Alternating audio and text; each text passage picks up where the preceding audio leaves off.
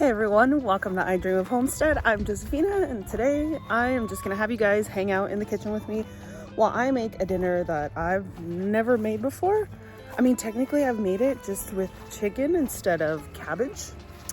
So I brought you guys out here to the garden with me to harvest a head of cabbage, which are small but harvestable, and I am gonna turn it into a Mexican dinner we can have. So let's go.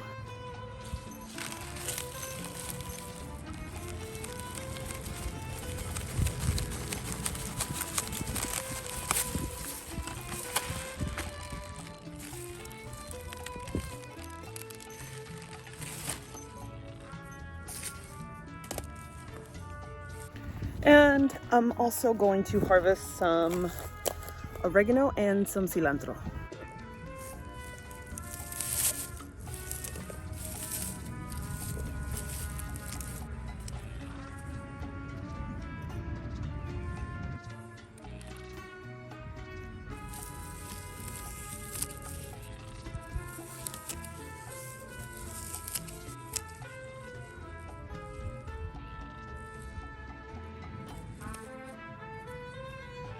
I know that cilantro's looking pretty sad, but it's at the end of its life and it's been trying to bolt between the hot weather that comes and goes. It's cool now, but it started to bolt before, so I'm just gonna take what I can from it. And back to the kitchen we go.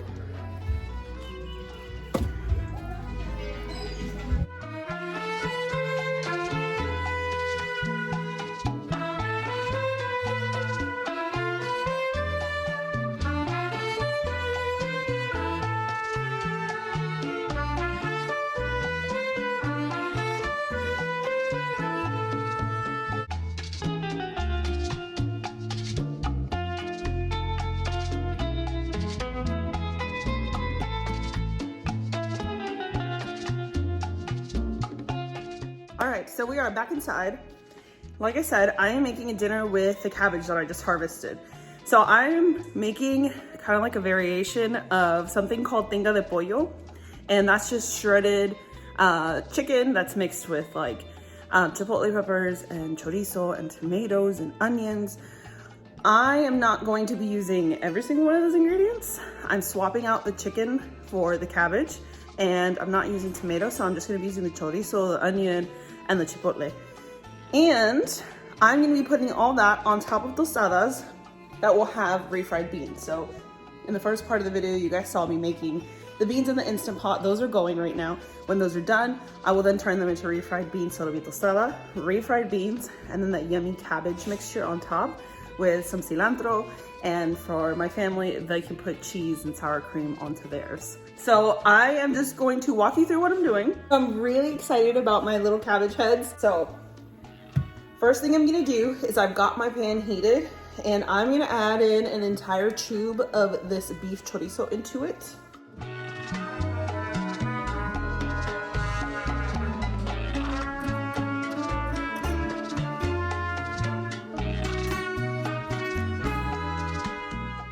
So if you guys didn't notice, I put no oil in the pan before I put the chorizo in, and that's just because chorizo already has a lot of fat in it. So there's gonna be plenty of oil in there for me to be able to cook all of this with. So now I'm going to chop up an onion. I'm just gonna give it a rough chop. I'm not trying to get like a specific cut out of it.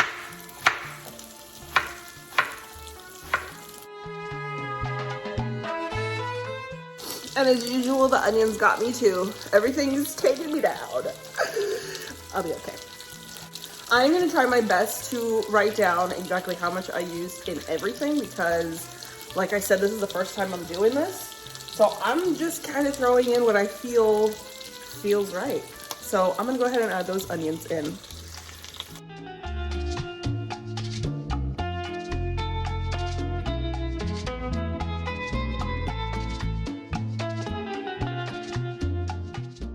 All right, so now I'm gonna let that cook down a little bit, and I'm going to give this cabbage a nice chop too. Look at how beautiful. Oh, the first cabbage I've ever grown.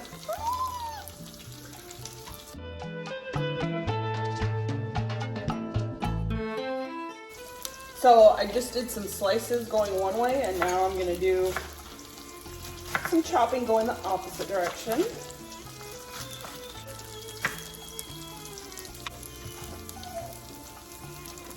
Okay, I actually think before I move on to chopping that other half that I'm going to chop up one of these chipotles in there and mix it into the chorizo and onions. I want to add two, but I also don't want to overdo it because I don't know how strong these are. So let's start off with one and then I'll go from there. All right, so that's one minced up. You know what? I'm gonna go with my gut and I'm just gonna do two. All right, number two. Now it's gonna get mixed in too. I'm also gonna turn the heat down because I'm noticing that it's starting to stick a little bit. This means I have the heat too high. So I have it down to almost low. It's like medium low, closer to low. All right, back to chopping cabbage. So yesterday, I was outside and I recorded for you guys me moving my coop from one side of the house all the way to the other side of the house. That is the furthest I've ever moved the coop. Honestly, I got really nervous when I got to the driveway portion of it because I didn't know if it was gonna get stuck and then I was gonna have an exploding coop because it's made out of cattle panels that are arched and screwed onto the base. And so I just had this like irrational fear that it was just gonna explode and I was gonna have cattle panel just fly out. So I took my time getting across the yard. I'm sure people saw as they were driving by and probably thought I was a weirdo, but I got it to the other side safely. And my chickens are very happy in their new spot. They are now right next to the garden where I can make sure that they are getting all the bugs that are closest to the garden. I'm gonna do like a whole loop around over the next few weeks until they've done a whole circle around the entire garden before I start moving them into other parts of my yard. And then after that, I set up my little greenhouse, which I technically never took down. I only ever took like the green plastic off of it and folded it up and put it in the shed.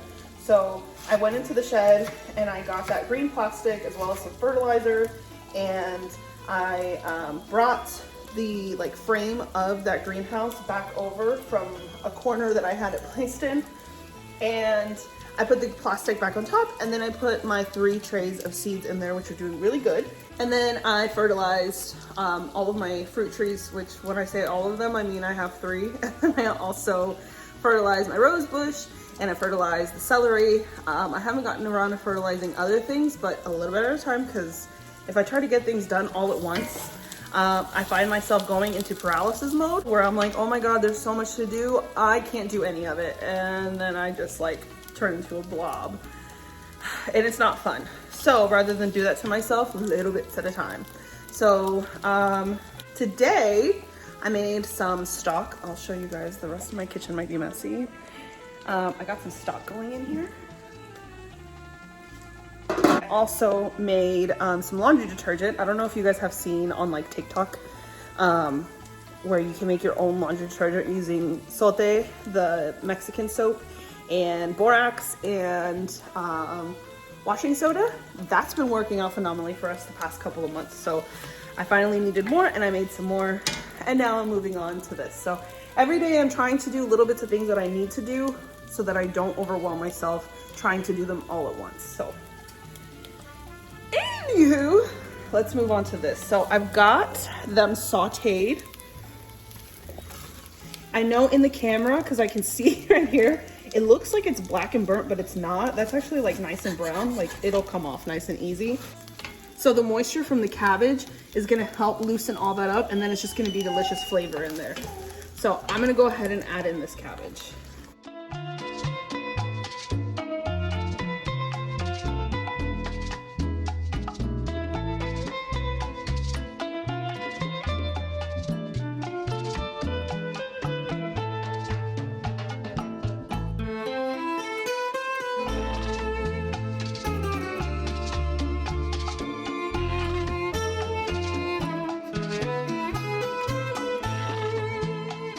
Okay, so I had that all nice and mixed in, and now I am going to put the cover on it.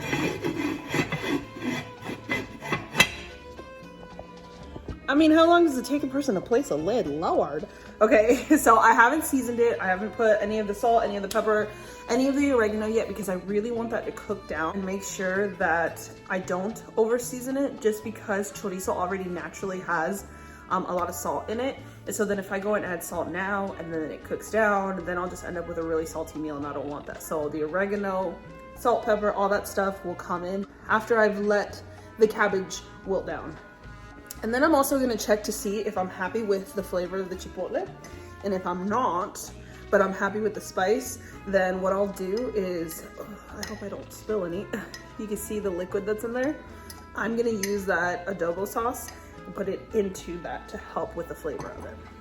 While that's wilting down, I'm going to mince up some garlic so that I can add that in. I didn't want to add it in earlier because I didn't want burnt garlic in the flavor, which as you can see by my pot, that definitely would have happened.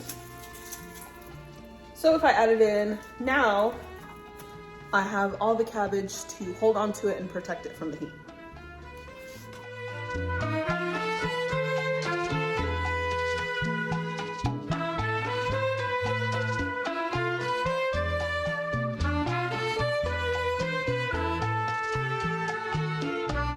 And since I'm going to be throwing in the garlic, I'm just going to go ahead and mince up the oregano to throw in with it.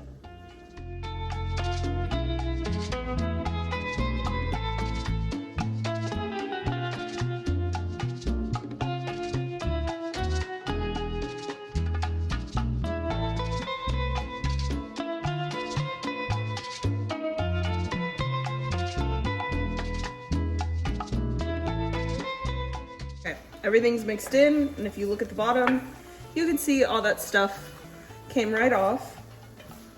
Told you guys it wasn't burnt on. It was just getting a little dark. So I am now gonna check it to see if it needs more salt and then to add pepper.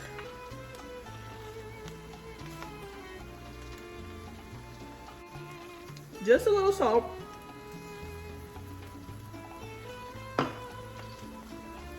I'm happy with the chipotle flavor, but there is a slight bitterness in there from the cabbage.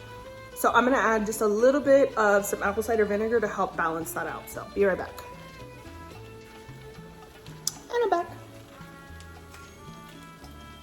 All right, so let's see. We're gonna do, start off with like a teaspoon, and then I'll add from there.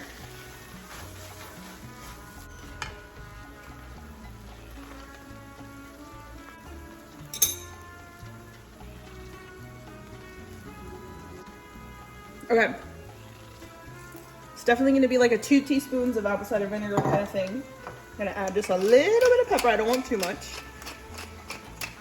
I guess too much is depending on the person, because somebody might think this is too much.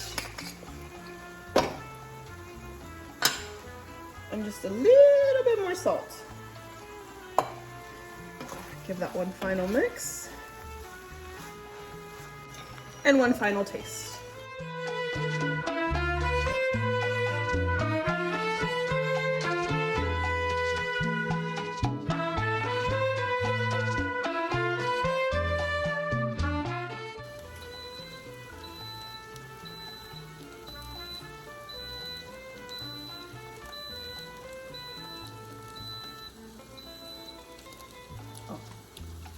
So just as I finish with this, I'm cutting the heat off. My beans are done. So once that pressure is done releasing, which like takes like 10-ish minutes, then I'm gonna move on to the refried beans and this will be done. So this cabbage took me like from harvest to this, like 30 minutes. So if you're not having to harvest your cabbage and wash it and all that stuff, it'll probably be less time. This would probably take like 15 minutes max. And then the beans, those are really easy. You guys have seen that in other videos before. I'll still walk you through how I do it, but I'm gonna have to wait until that's done. So in the meantime, while I wait for those beans to get done, I'm gonna clean up what I have going on here. So let's do some cleanup.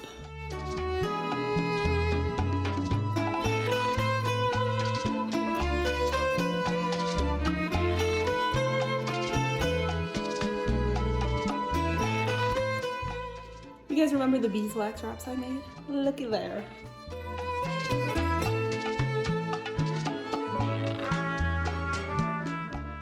And I prematurely put that onion away because I just realized I need it for refried beans. So I dirtied up a wax wrap for no reason. Hell yeah.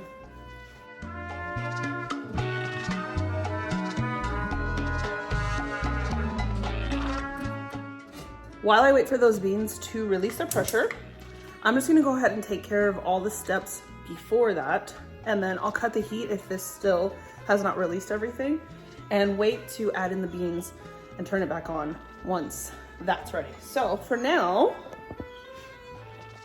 I'm gonna start with some oil. I have avocado oil. I usually like to use bacon grease. It gives it such good flavor. Or if you have like beef tallow or something like that, you could definitely use it. Since I don't have any, avocado oil is where it's at. And I've got a cold corn tortilla, so I'm just breaking it up into some chunks and ripping it apart. This time, I want to leave the corn tortilla bits and I'm gonna blend them into the beans. It's so delicious, but if you don't wanna do that, you can just fry them up and then pull it out like I did in my original refried bean video, where you can pull it out and just snack on it. And now I'm gonna give this quarter of an onion a rough chop.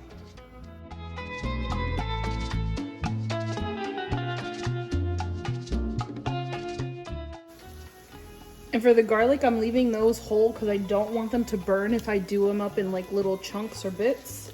So that'll just go in like that. And I will saute these on medium low. Actually, you know what? I take that back. Since I have to wait for the beans, that's just gonna go all the way on low. And then once I start seeing like brown edges on the onions, that's when I'll cut it off so that I can wait for the beans.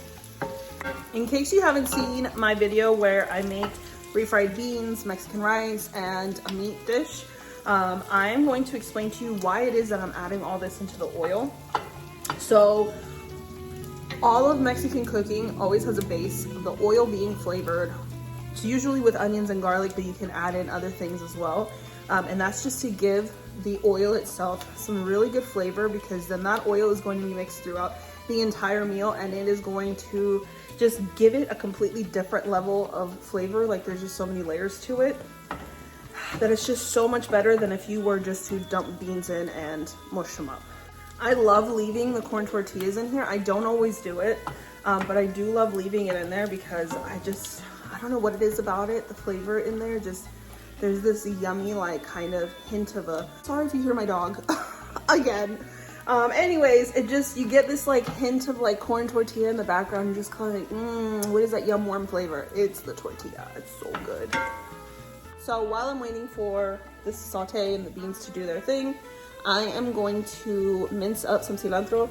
This is just gonna go on top of the tostadas with some avocado, and then for my family, I don't have any crema, so we're just gonna do sour cream.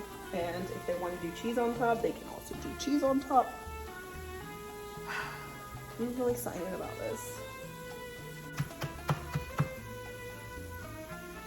Okay, in the time it took me to mince up that cilantro, you can see that the onion is doing the little brown bit thing I was telling you guys about. So now I'm gonna cut it off and wait for those beans. You know what? Who am I kidding? This has an option for me to do that. So I'm gonna go ahead and let it finish releasing the pressure that way. It's been doing it for 13 minutes already, so I'll wait.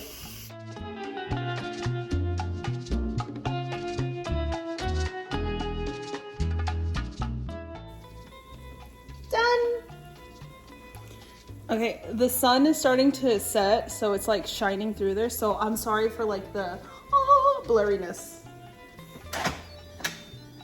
We have beans. We have beans.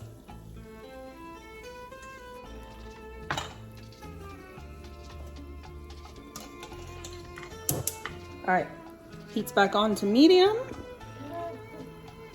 I don't know if you can hear it, but it is sizzling.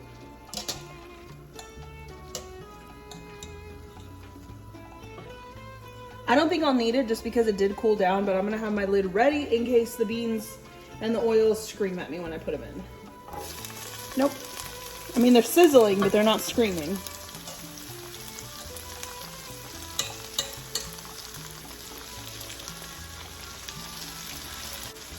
Okay, and now I'm gonna add in just enough of the broth to where it's like slightly covering the beans, but not much. See, it's just kind of like up to where the beans are at, but it didn't go over the beans. So I'm gonna put a lid on it and let those flavors mingle. So I cut the heat while I waited for my kids to go back outside, and it has stopped bubbling. I feel like it's definitely gonna need some more broth because it kind of simmered away, but I'll wait to do that until after I've pureed.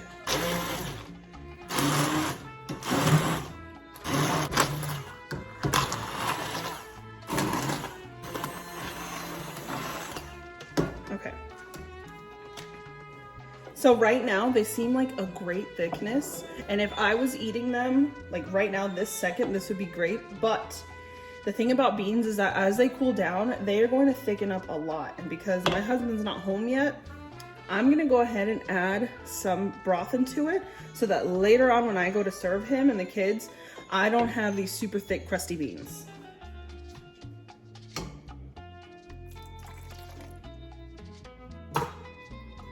So I added like 1/4 of a cup there just now. All right, so I just checked it for salt. Needed just a little bit. And mix that in. So I'm gonna clean up my mess real quick, and then I'm going to serve one so you guys can see what it's like and I can taste it. I'm so excited.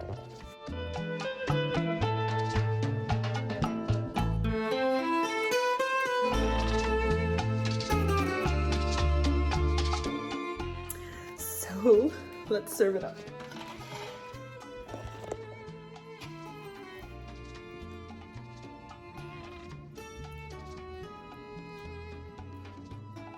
So I'm gonna do a layer of the beans that's like glue. And then I'm gonna come over here to my lovely little cabbage and chorizo mixture.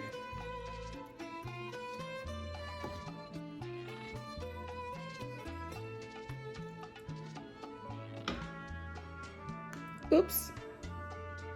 Look at that. All right, let's hope for the best with this avocado. It's feeling a little on the squishy side. Okay, that's not terrible. I'll use the nice good green parts.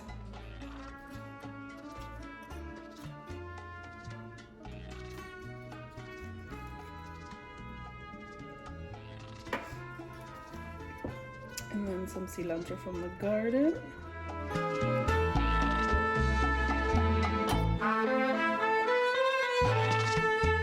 And that's it. And there you have it.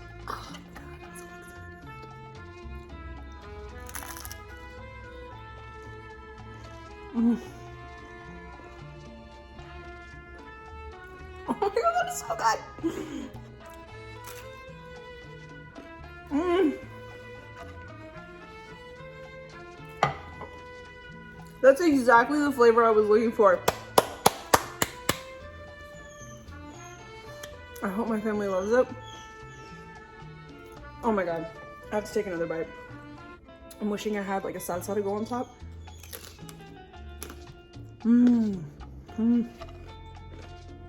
But it's so good just like this. Oh my God, guys. Okay, one more.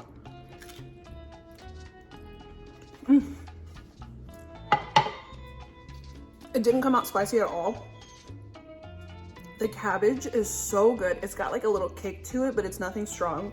That vinegar really did help balance out the little bit of bitterness that was in it. And it just rounded it out. And then the chipotle in it gives it like this kind of hint of sweetness in the background. So you've got like this like slightly sweet, kind of spicy, really yummy like kind of flavor in your mouth. And then the beans are nice and mellow under it.